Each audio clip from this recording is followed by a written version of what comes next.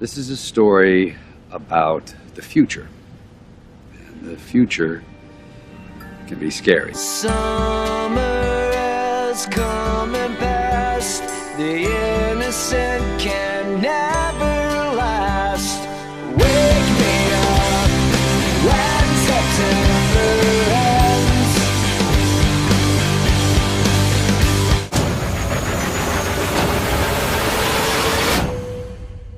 So what is this? What is 23?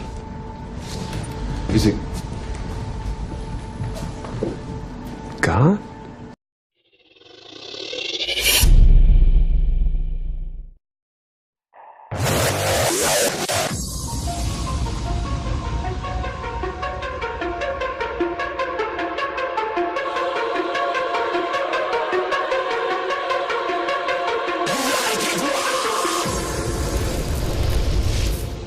I like it raw. Raw. Ooh, baby, I like it raw. Ooh, baby, I like it raw. On September 23rd of 2017, there is an alignment that is happening in the sun, the moon, and the stars, and the constellations, which looks like something that John wrote about in chapter 12 of the book of Revelation. In the first two verses, he's talking about the sun, the moon, the stars, the wandering stars, which we call planets, and a constellation, which is Virgo. John says that he sees a great sign in heaven, that there is a woman, she is clothed in the sun, with the moon under her feet, and she has a crown of 12 stars on her head. But she's also pregnant, but not just pregnant, she's in labor and about to give birth. We know that Virgo would be the woman. The moon will actually be at her feet. The sun will traverse by her shoulder, clothing her in the sun. And in her head will be 12 stars. 9 of those will be the constellation of Leo. It makes up Leo. They're always there. But the 3 other ones that are not there are the syzygy, the alignment of planets. Mercury will align. We'll have Venus that's there, and also Mars, making up the 12 stars. And we can see that the 12 constellations around the ecliptic only has one woman in it that the sun, the moon, and the wandering stars can travel through. And that would be Virgo. And there appeared a great wonder in heaven, a woman clothed with the sun, and the moon under her feet, and upon her head a crown of 12 stars. And she being with child cried, travailing in birth, and pained to be delivered. And there appeared another wonder in heaven, and behold, a great red dragon, having 7 heads and 10 horns, and 7 crowns upon his heads. And his tail drew the 3rd part of the stars of heaven, and did cast them to the earth. And the dragon stood before the woman which was ready to be delivered, for to devour her child as soon as it was born. And she brought forth a man-child, who was to rule all nations with a rod of iron. And her child was caught up unto God and to his throne. And the woman fled into the wilderness, where she hath a place prepared of God, that they should feed her there 1,260 days. And there was war in heaven. Michael and his angels fought against the dragon. And the dragon fought and his angels, and prevailed not. Neither was their place found any more in heaven. And the great dragon was cast out, that old serpent called the devil and Satan, which deceiveth the whole world. He was cast out into the earth, and his angels were cast out with him. And I heard a loud voice saying in heaven, Now is come salvation and strength, and the kingdom of our God and the power of his Christ. For the accuser of our brethren is cast down, which accused them before our God day and night. And they overcame him by the blood of the Lamb, and by the word of their testimony, and they loved not their lives unto the death. Therefore rejoice, ye heavens, and ye that dwell in them. Woe to the inhabitants of the earth and of the sea, for the devil is come down unto you, having great wrath, because he knoweth that he hath but a short time. And when the dragon saw that he was cast unto the earth, he persecuted the woman which brought forth the man-child. And to the woman were given 2 wings of a great eagle, that she might fly into the wilderness, into her place, where she is nourished for a time and times, and half a time, from the face of the serpent. And the serpent cast out of his mouth water as a flood after the woman, that he might cause her to be carried away of the flood. And the earth helped the woman, and the earth opened her mouth, and swallowed up the flood which the dragon cast out of his mouth. And the dragon was wroth with the woman, and went to make war with the remnant of her seed, which keep the commandments of God, and have the testimony of Jesus Christ. We are on the Temple Mount in Jerusalem. It is 3 a.m. on September 23rd, 2017. The first constellation in the Great Sign is rising above the horizon. This is Leo, the constellation of the royal lion. When the dawn breaks, we'll see that Leo is worn as a crown of royalty by the Virgin Princess. The lion forms the appropriate crown for her because she is of the house of David, the lion of the tribe of Judah. Significantly, this is the highest royal lineage of all the nations. This means the Virgin is also born of the lineage of the high scepter of the seed of Adam. In her belly is the second Adam, the Savior of the world. On this fateful day, the Virgin is clothed in the sun, and the moon is at her feet. Sunlight floods the sky, and since the Virgin is clothed in the sun, we cannot see her, so we turn off her artwork. But the prophecy clearly states that the great sign is to appear in the heaven. High noon approaches. Then, on this special day, the sun turns as black as sackcloth, and the stars quickly fill the sky. Just like on the day of the crucifixion, it will remain dark for an incredible 3 hours. We stop the motion and zoom in. We fill the screen with our 2 constellations. To better see how the constellations are formed, we generate blue lines between their stars. Then we turn off the constellation artwork, leaving us with the lines of each constellation. We first turn our attention to the constellation of Leo. In Leo, the alpha or brightest star is Regulus, the regal king star. 8 additional bright stars are used to form the constellation. But this leaves us 3 stars short of the 12 stars prophesied to crown the Virgin. On this special day, 3 wandering stars are in rare formation within the boundaries of Leo. They are Venus, Mars, and Mercury. This gives us the prophesied 12 stars to form the crown. Now we move to Virgo. Her left hip is formed by the alpha star named Spica, which means the seed. Her right hip is formed by the zeta star named Hes, which means the branch. On this day, the Virgin is to give birth to the king planet between these 2 stars. Like all the planets, Jupiter, which images the Messiah, was misnamed and misdescribed by the Greeks. The king planet images the rescuing power of our Messiah. Because of this planet's gravitational strength, it takes countless hits or impacts for us from many of the dangerous objects that cross into the inner solar system. Also, the king planet has just spent 9 months in the belly of the Virgin, reinforcing the prophetic imagery of the scriptures. To illustrate this wonder, we will now run the clock backward for a year. Notice that the king planet stops and turns around twice in retrograde motion while in the belly of the Virgin. In turn, the moon flies by along the ecliptic every month. This action by the moon will give us a means to mark the passing of the months. We stop our backward motion. We now change into forward motion. We pause the motion as Jupiter enters the belly of the Virgin. Now count the times that the moon flies by while Jupiter is in the Virgin's belly. Are you ready? 1, 2, 3, 4, 5, 6, 7, 8, 9. And in just under 10 months, we arrive back at our fateful day, September 23rd, 2017. Now we will recap the prophetic imagery in the great sign. First, we have Virgo, the Virgin Princess, imaging the Virgin Mary. Second, the Virgin is clothed in the sun, imaging the life-giving Spirit of God. Third, the crescent moon is at her feet, heralding this day as the Jewish Feast of Trumpets.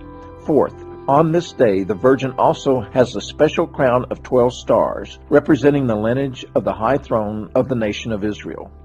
Fifth, the Virgin gives birth to the crown prince, the Messiah. Sixth, the crown prince has just spent a long 9 months in her womb, the time of human gestation. Seventh, so we can see this wonder, a special heavenly event causes the sky to fall dark for 3 hours in the middle of the day. The combination of all 7 of these independent actions into a great sign brings to life the exact imagery of the prophecy. However, if this sign were to occur repeatedly in the course of the travels of the planets, then how could we interpret it as a significant event? How often does this configuration occur in the heavens? The answer: it occurs only this one time. At no other time is the Virgin clothed in the sun, with the moon at her feet, while she is wearing a crown of 12 stars at the same time she gives birth. We have found no astronomy program that shows this configuration occurring at any other time throughout history, from the days of Adam, 6,000 years in the past, until the end of the millennial reign, 1,000 years into our future.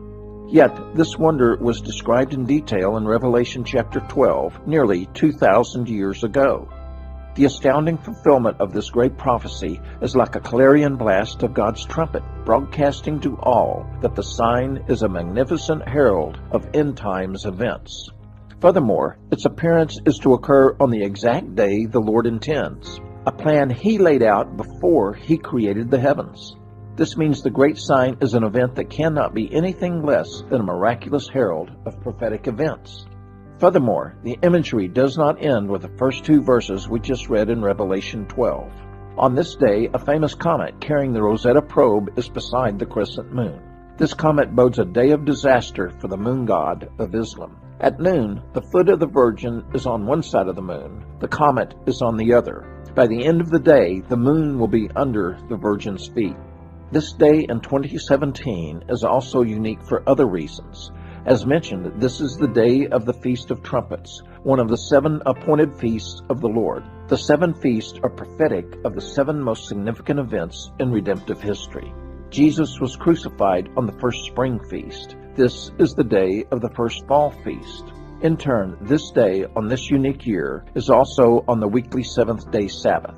Finally, it is also the day of the fall equinox. Incredibly, all of these date markers in the heavens are occurring on the same day on the Lord's calendar. The day progresses. At 3 in the afternoon, the eclipse will be over. The sun reappears and shines for 3 more hours before it sets in the west. At this point, the great wonder becomes the herald of great terror. The heavenly body that blocked the sun for 3 hours is immense enough to carry large debris rings of ice and sulfur, rings composed of material much like the rings of Saturn, only larger. Soon the earth must pass through one of these rings. This is when the firestorm of the Golden Empire occurs. It is the day of the death of Babylon the Great, which is the proud city of Sodom, which is the unrepentant empire, and 1 hour's time 1/3 of mankind will die. Foreseeing the intensity of the hour, the Lord has foretold time and again that not one person who calls upon His name will be lost. The shouting and terror begins. Jerusalem will be safe from the firestorm because of the earth's rotation. In contrast, unmitigated disaster falls upon the Western world. One of God's great purposes for apocalyptic scripture is to shake us into realizing that our situation is serious and that we must take action before these events arrive in order to guard our souls and the souls of all those we love. Dawn in the shadow of Congress. It is the day of the great sign. Forerunners of the firestorm of the Golden Empire streak the sky. The end is within hours. The great sign in heaven heralds the world's entrance into end times troubles.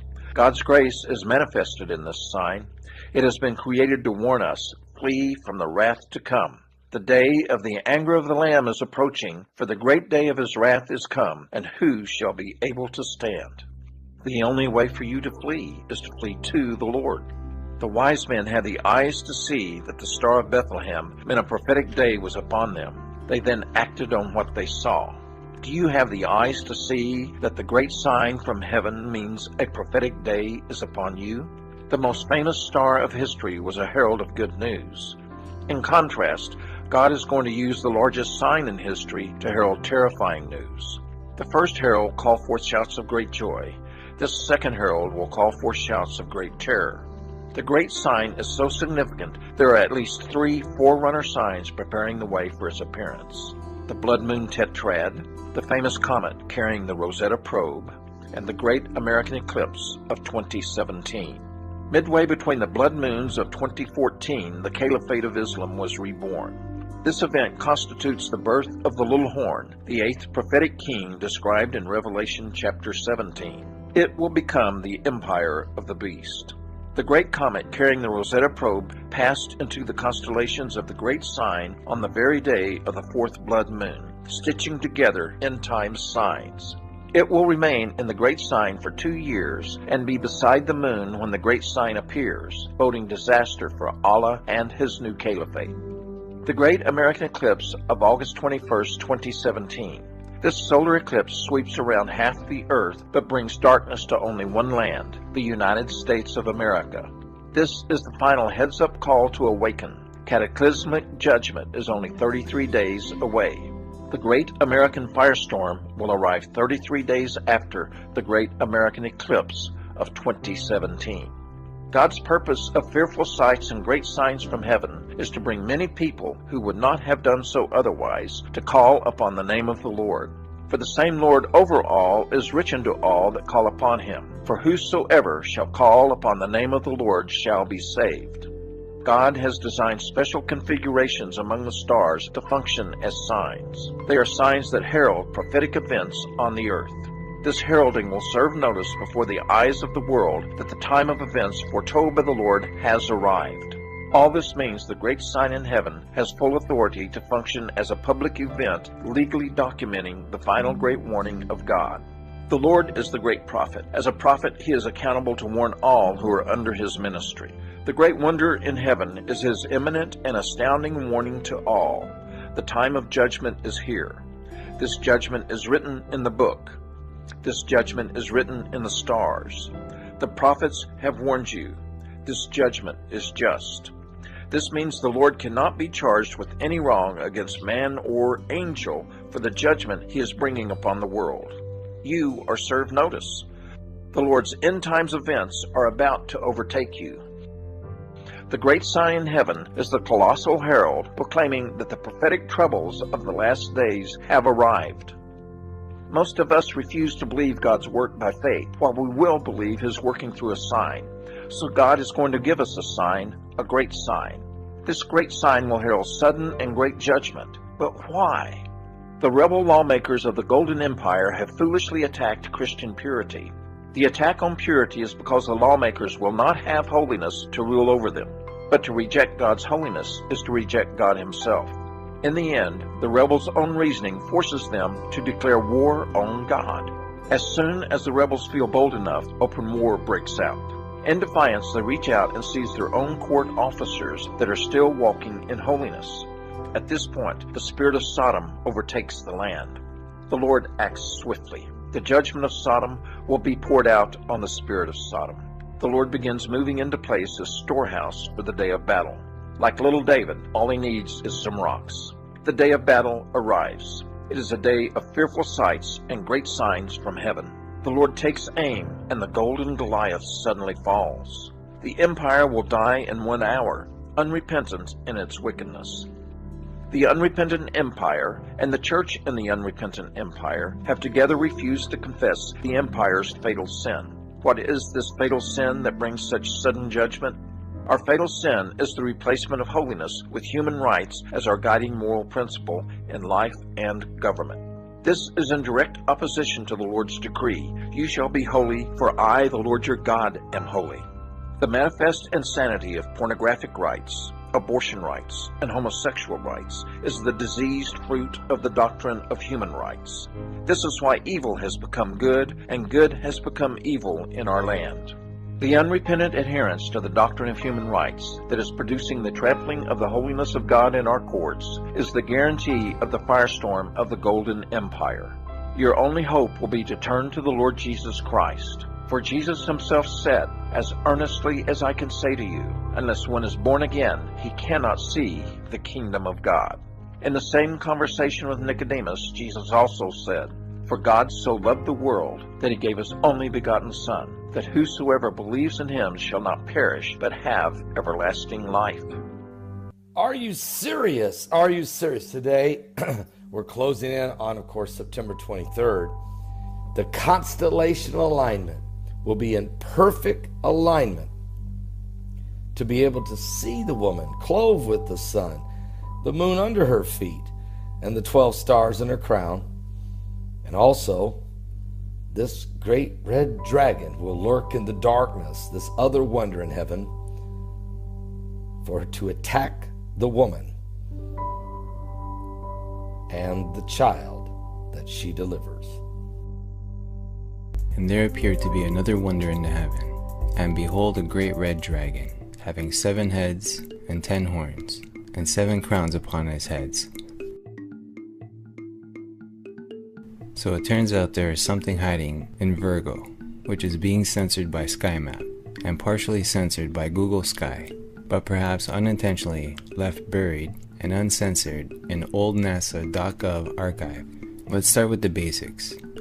The box shows the area where we're going to be focusing on. Now compare it with the above image where Jupiter is going to be on September 23rd for future reference using SkyMap. Now once you switch the iris to infrared astronomical satellite, you're presented with this. Interesting, isn't it? Now why on earth would knowledge that should be readily available to the public be censored, and only in the infrared spectrum? Fortunately, SkyMap isn't the only program available for us to look at. So here's a look at the constellation of Virgo in Google Sky Maps to give you a frame of reference. And now here's a look at the same area zoomed in using infrared imaging with Google Sky. Now do you see it? This in itself proves nothing, but one has to wonder why this particular patch of sky is being censored. Thankfully, NASA has an archive of several types of infrared images of this patch of space stored deep in a .gov website archive. Also, there will be a link in the description box for this patch of sky in both SkyMap and Google Sky. Now here's where it gets very interesting. According to NASA, this is what is sitting behind the censored patch of sky. Now compare the above to the partially censored patch of sky in Google Sky, and you'll find that they match up visually. Compare the coordinates to the pictures in NASA archive, and you'll find that they are in the same location. Now is it just me, or do I see 2 eyes, or a snout, and a smiling row of teeth? Not only does it remarkably resemble a dragon, but it also happens to be sitting exactly where it needs to be in order to fulfill the following verse of Revelation 12-4. And his tail drew the 3rd part of the stars of heaven, and did cast them to earth. And the dragon stood before the woman, which was ready to be delivered, for to devour her child, as soon as it was born. As in, if you check the location of whatever this thing is, and compare it to Jupiter, will be on September 23rd, 2017. It's standing right in front of it. September also happens to be a Jubilee Feast of Trumpets, 50 years since Israel took back Jerusalem, also known as Rosh Hashanah. Pardon the pun, but given that these things very accurately match prophetic texts written 1,900 plus years ago in advance, I find the odds of it all being nothing more than a coincidence to be absurdly astronomical. I did a little bit more research and I found something really quickly that looks a little bit like this, and scientists, because they're really clever and know more than we know, are saying that it looks like a dark matter bridge, whatever one of them might be. Dark matter is supposedly 27% of the whole universe's mass, and you can't see it and you can't detect it. So it's a very, very easy theory to defend. I wonder if it's a coincidence that the Vatican owns the world's largest binocular telescope with an infrared device that they've named the Elusive device. You can't write this stuff. Getting ready to move into this phase of biblical prophecy, the revealing of the coming of the beast. Now the beast, the mark of the beast system won't start September 23rd, but the revealing of the coming of the beast and his system is on the horizon. But remember